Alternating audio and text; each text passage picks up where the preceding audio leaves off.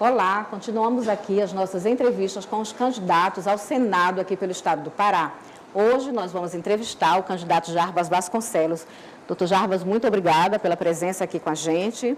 Jarbas Vasconcelos é conselheiro federal da OAB, ele é advogado trabalhista, mestre em Direitos Constitucionais, doutorando em Direito Constitucional e por 2 vezes o senhor foi presidente da OAB do Pará. Isso. Muito obrigada mais uma vez pela sua presença aqui. Eu queria saber primeiro, por que o senhor resolveu ser candidato a senador logo, né, entrando na política logo pelo Senado? Bem, eu sou candidato ao Senado porque eu penso que o Pará e o povo do Pará tem um déficit político em relação à representação do Senado Federal. Eu penso que não existe carreira política para ser entrada como se você começasse numa empresa galgando posições. A Constituição diz que todo brasileiro pode ser candidato a qualquer cargo, desde que preencha os requisitos a ele. E neste caso, eu sempre fiz muita política pública na sociedade. Eu nunca fui candidato a nada. Nunca exerci nenhum cargo público, não por falta de convite. Também eu sempre tive um pezinho atrás com a política partidária. Mas a crise moral, ética, que consome este país, desafia todos nós. E no início deste ano, eu, numa pesquisa de opinião pública feita pelo IBOPE, o meu nome foi o nome mais indicado entre os cidadãos do Pará a ocupar uma dessas vagas ao Senado. E eu me sinto absolutamente tranquilo porque eu sempre estive à frente dos movimentos da sociedade, como cidadão. Na presidência da OAB, desenvolvi uma pauta do que eu acho que é uma pauta de Estado e não de governo. E eu estudo, além do direito, eu estudo economia, eu estudo desenvolvimento. E eu, portanto, tenho um projeto diferente dos meus concorrentes para apresentar ao Estado do Pará. E é esse projeto que eu tenho apresentado. Eu tenho uma visão de que o Estado do Pará, como um Estado pobre e subdesenvolvido do norte do país, não pode prescindir do Senado como ele tem prescindido historicamente.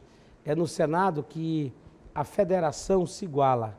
E nós temos uma federação de fachada, uma federação que é de aparência, é nominal, não existe, porque o Brasil é um país profundamente desigual regionalmente e socialmente, onde o Sul espelha uma situação próxima dos países desenvolvidos e o Norte espelha uma situação socioeconômica que se aproxima dos piores países mais atrasados da África, da Ásia. Portanto, é preciso que a gente saiba usar com inteligência o espaço do Senado, que é o espaço onde os estados da federação se reúnem para distribuírem as políticas públicas e a riqueza da nação. E o Pará historicamente tem perdido, a Amazônia historicamente tem perdido. O nosso produto interno bruto da década de 60 para cá, nossa participação no PIB brasileiro é praticamente a mesma. Equivale dizer que economicamente, socialmente, esse Estado não cresce. Nós temos uma cultura de colonizados. Nós torcemos pelos clubes de lá, nós apostamos na música de lá, na cultura de lá, inclusive nos preocupamos com os índices de desenvolvimento econômico lá do Jornal Nacional, que se refere ao país, e a gente fica preocupado que o Brasil cresceu nesse trimestre 0,2%, esquece de que o Brasil, da década de 60 até hoje, aqui na Amazônia, nós só crescemos 0,4% a nossa participação no PIB. Então, a Amazônia precisa debater, o Pará precisa debater a sua condição de Estado colonizado da Federação Brasileira e o seu papel político institucional diante da Federação Brasileira. O Pará não pode ser o recorte mais rico territorialmente do Brasil e ser um Estado ocupado por 4 milhões de pessoas que vivem na linha de pobreza e por 2 milhões de pessoas que vivem na linha da miséria. Então, essa gestão da riqueza do Pará, ela está sendo mal feita internamente e externamente por meio da nossa representação no Congresso Nacional, especialmente no Senado Federal. E aqui eu não falo de pessoas, evidentemente, eu estou falando de um ponto de vista histórico, de um ponto de vista de uma análise de quem olha como cidadão e vê que o seu Estado precisa ser destravado seja do ponto de vista legal, do ponto de vista constitucional, mas em última instância do ponto de vista político, a subserviência política a que ele se tornou cativo do Brasil como produtor de matéria-prima e de nenhuma riqueza. Então o Estado do Pará precisa de duas coisas para voltar a crescer. Ele precisa retomar a governabilidade das suas riquezas. E o Estado precisa que as riquezas do Pará gerem riqueza aqui dentro. Elas não podem, o Estado do Pará não pode ser um local onde se extrai riqueza e se leva riqueza para gerar emprego, renda, bem-estar, conforto, prosperidade no sul do país e para fora do país. Então, o Estado do Pará precisa tomar uma decisão resoluta de enfrentar este consórcio do Centro-Sul e do mundo que o vê como produtor de recursos naturais. E que esses recursos naturais, ao serem extraídos e não internalizados, não industrializados, eles alimentam a pobreza. Pensar o Estado do Pará como um pedaço da Amazônia exige que a gente identifique que a miséria é o principal inimigo da preservação ambiental. Como é que se pode mudar isso no Senado? De muitas formas, eu acabo de falar uma. Olha, a Constituição de 88, ela constitucionalizou a desigualdade regional do Brasil. Ela tornou, de forma definitiva, no plano da Constituição, a União como titular de todas as riquezas do Pará. Quem é o dono das riquezas do subsolo do Pará? Subsolo. A União. A floresta. Grande A parte União. das terras, As né? águas. Os rios da Amazônia recortam mais de um estado. Eles nascem ou se dirigem para um território estrangeiro. Isso é um artifício jurídico para dizer que os rios da Amazônia, nenhum pertence à Amazônia. Portanto, seus recursos hídricos que geram energia também são da União. Nada, absolutamente nada, é licenciado, é decidido pelo poder local. É sempre uma decisão nacional, hegemonizada pelos interesses da indústria paulista, hegemonizados pelo interesse do capital financeiro internacional. E o Pará precisa demandar a União, a Federação, porque há um acordo ideológico que manipula as pessoas, dizendo que nós temos um pacto federativo. Pacto é o resultado de um acordo, não temos um pacto federativo. Nós temos uma federação imposta, uma federação em que alguns estados do Centro-Sul mandam e os estados do Norte se submetem a ele. Então, você vê nas nossas agências reguladoras, que são um produto mais recente da nossa política, da nossa história, não há um paraense na ANEEL e o preço da energia está lá nas alturas. Se coloca um critério de tarifa que beneficia São Paulo paga 50% de energia mais barato, falta energia no reservatório de São Paulo, nós pagamos bandeira vermelha. Nós não temos os reservatórios transbordando e pagando bandeira vermelha. Não, a energia que alimenta São Paulo é nossa. Sim. São Paulo tem uma energia alimentada por linhões e por uma tecnologia superior àquela dos linhões que rebaixam a nossa energia aqui. Essa razão porque o Pará não só tem a energia mais cara do Brasil, mas como o Pará tem a energia de pior qualidade do Brasil. E o que o Pará faz? O Pará, os nossos governantes, ao invés de enfrentarem esta situação diante da União de outros estados, os nossos governantes agravam a nossa situação. Então, no Pará, por exemplo, para ficar na questão da energia elétrica, o Pará cobra o maior ICMS do Brasil, 25%, a média é 17%. Ao invés do Pará dizer que os royalties da energia são poucos, e são mesmo, 6,75%, sobre a menor tarifa do Brasil, né? O Pará se acomoda com isso e estabelece a cobrança de ICMS, mais TUST, mais tributos federais, em forma de cascata, onerando em 20% a mais o cidadão. Quer dizer, é aquela cultura que você aceita ser explorado porque você sabe que o seu poder não é o suficiente para você enfrentar quem lhe explora, mas é suficiente para predar internamente aqueles que têm menos força que você. Então, é a mentalidade do jogo do colonizado e do colonizador. E nós precisamos debater isso. A minha candidatura debate isso abertamente. O Pará precisa se libertar do jugo do Brasil e precisa também se libertar desse ato servil que as nossas elites políticas têm reproduzido esse colonialismo interno aqui no Pará. Portanto, a minha candidatura se coloca no marco de pensar o Senado como um momento de nós rediscutirmos a posição do Pará em relação à federação e a divisão das riquezas da Amazônia em relação ao Brasil. O Brasil é um país que tem uma hiperconcentração de crescimento econômico, social, logística, de infraestrutura ao sul, mas o Brasil também, nós precisamos enfrentar esse debate, porque o Brasil não aguenta mais crescer ao sul, o Brasil tem que crescer ao norte, mas para ele crescer ao norte, o Brasil precisa ser parceiro do Brasil, o Brasil precisa respeitar o Brasil e os brasileiros do norte, e também os brasileiros do norte precisam fazer-se respeitado. Você não vê hoje esse perfil da bancada federal? Absolutamente não. A nossa bancada federal, historicamente, é alienada desse debate. Não sei se você já viu alguém falando sobre isso, eu não vi.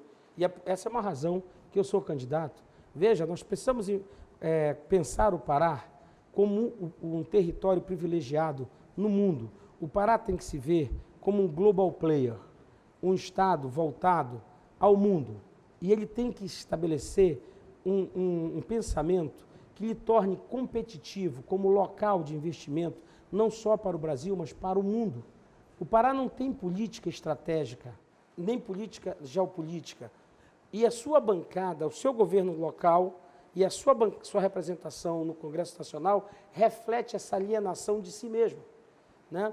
Então, o Estado do Pará parece que não tem uma concorrência de São Paulo, não tem uma concorrência da China. Veja, não é bom para os chineses tirar daqui o nosso ferro? Sim, minério, né? Porque o nosso ferro é abundante e ele sustenta o crescimento de 1,6 bilhão de chineses. Um crescimento da China de 12% ao ano, o maior crescimento de uma economia que se tem comparativamente a outros países. O crescimento do Japão, da Coreia, da Austrália, do Canadá, dos Estados Unidos. Ora, o Pará não enfrenta uma concorrência predatória? Sim, externa e interna. Se o Pará tiver uma política de industrialização dos seus recursos naturais, é evidente que o Pará será São Paulo do século XX. São Paulo, em 5 décadas, se tornou o que hoje é São Paulo. O Pará, em 5 décadas, pode se tornar muito maior do que São Paulo, porque São Paulo não tem o que Pará tem. São Paulo não tem floresta, São Paulo não tem ativos florestais, São Paulo não tem energia, São Paulo não tem minerais, né? Então, o que está precisando? Que nós tenhamos uma gestão política dos nossos recursos. Veja, por onde deveriam entrar e sair nossas riquezas do Pará? Por São Paulo? Não. Deveriam entrar e sair todas as nossas riquezas pelo Pará.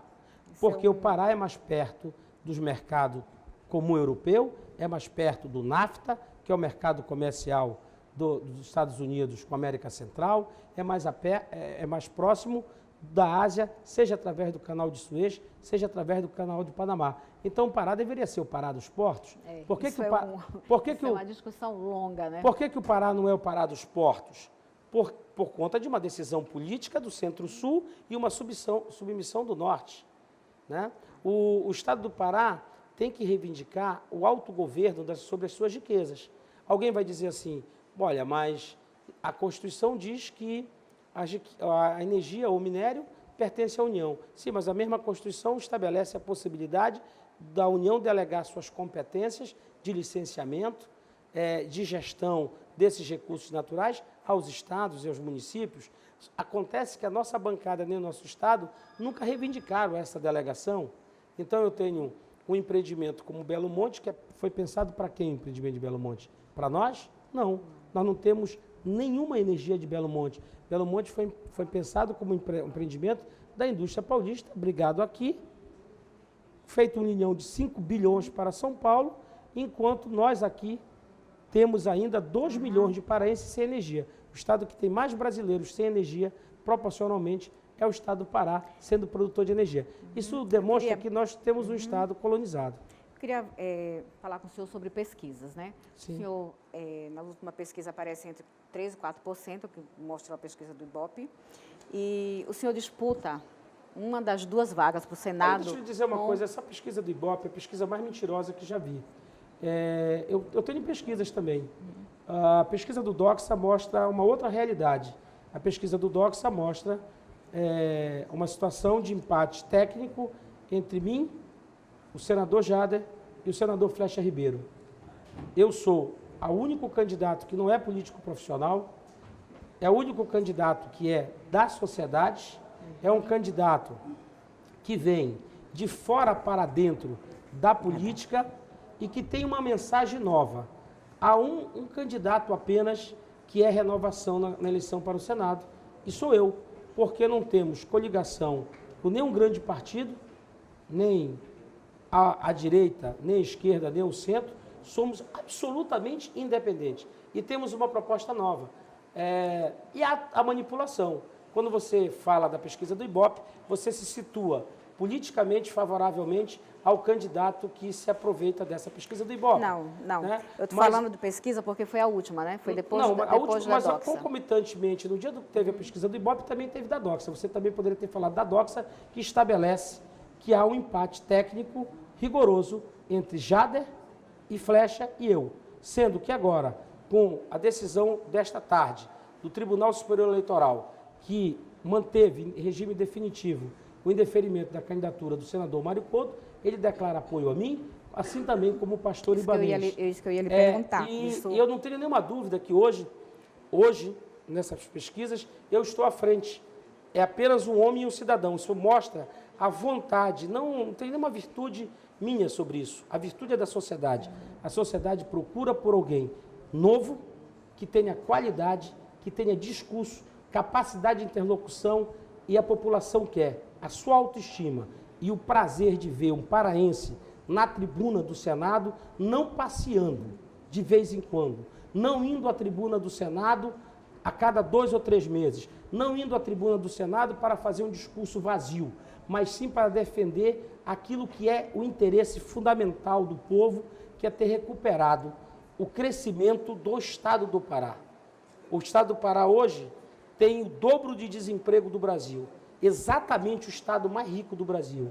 Nós precisamos, nesta eleição, saber o que a gente vai votar. Se a gente vai votar numa pessoa que passeia no Senado, noutra que faz diletantismo, ou numa que tem conteúdo, que é capaz de falar e pensar o Pará no Brasil e defender o Brasil globalmente. Esse fato do senador Mário Couto declarar agora que abre mão da candidatura porque não conseguiu judicialmente e apoiar a sua candidatura, eu acho que o senhor disputa, então, aí no segundo lugar, em primeiro com a candidatura do primeiro lugar? Antes mesmo desse fato, se você leu a pesquisa da Doxa de 10 dias atrás, você viu que há um empate técnico entre os 2 ocupantes do cargo de senador e eu.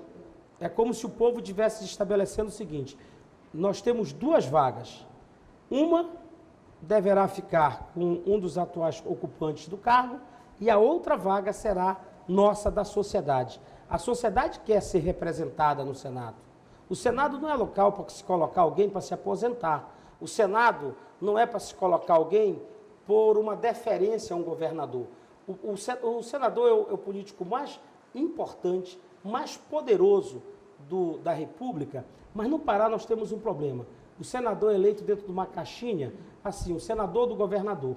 E isto tem sido uma tragédia para o Estado, porque você se lembra do vereador, você se lembra do prefeito, você se lembra do deputado, mas você não se lembra do senador. O senador é alguém, aparentemente, que tem um perfil mais idoso e etc., que gira ali em Brasília, como se aquilo ali fosse uma sinecura, quando o Senado deve ser uma trincheira de combate, de defesa pela igualdade e pelo tratamento justo do Pará e do seu povo perante a nação brasileira. É esta situação que eu penso que o povo do Pará tem compreendido o meu debate, a minha posição, e tem me procurado para que eu seja este nome a representar ao Pará com dignidade e que recupere a autoestima de todos nós paraenses. Para concluir, eu queria que o senhor dissesse para o povo do Pará por que votar em Jarbas Vasconcelos. Olha só, votar em Jarbas Vasconcelos, quero dizer que é votar num cidadão, numa pessoa que não é política. Eu tive a minha vida toda, eu fui advogado, fui presidente da OAB, sempre estive fazendo política pública na sociedade, tenho as mãos limpas, tenho uma trajetória ética, e estou absolutamente preparado, tenho qualidade para, como pude demonstrar aqui muito rapidamente, para falar em nome do Pará e defender os interesses maiores do Pará e da Amazônia. Creio que o povo não quer mais provar do mesmo, porque provar do mesmo significa manter o Pará preso às raízes do atraso, manter o povo na situação de miséria, de pobreza, de desemprego, de violência, de falta de hospital, de saúde, de educação e de toda a estrutura logística que é retirada desse Estado para manter esse Estado do jeito que está, como presa fácil, onde se serve a nação brasileira como se aqui fosse a prateleira, o quintal do Brasil e do mundo. E nós precisamos mudar radicalmente esta situação. Candidato Jarbas Vasconcelos, muito obrigada pela entrevista, por ter vindo aqui. Amanhã a gente tem novamente nova entrevista com os candidatos ao Senado pelo Pará. Roma News conectando você nessas eleições.